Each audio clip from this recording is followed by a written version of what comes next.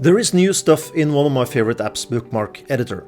With the 2026 version that came out recently, the Bookmark Editor app has gotten a couple of new things. If you want to know what those are, continue watching.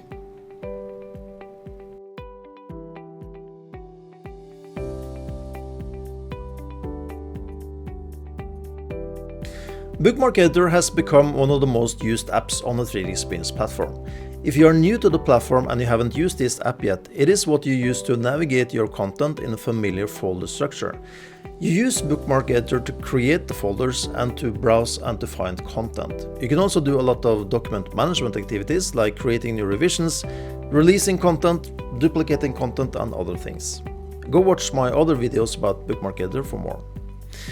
So Bookmark Editor has gotten a couple of new updates. First off, bookmarks are no longer called simply bookmarks anymore, but they are now called Bookmark Folders, which in my opinion is a nice change because, as you know, bookmarks behave like folders even if they just point to content and does not really contain the content. Other than that, the buttons in the interface has now gotten a visual update. They are now much clearer to see, with a little more contrast, and I believe the effect of this will be that you will now have an easier time finding the right button when you are up there searching for a tool, like creating a new revision, for instance.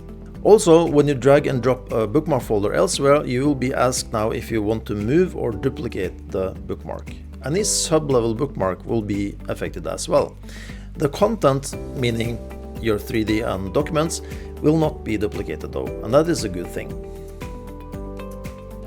All in all, some nice additions to Bookmark Editor there, and if you are using Bookmark Editor yourself and have spotted some other new things in the newest version, let me hear it in the comments.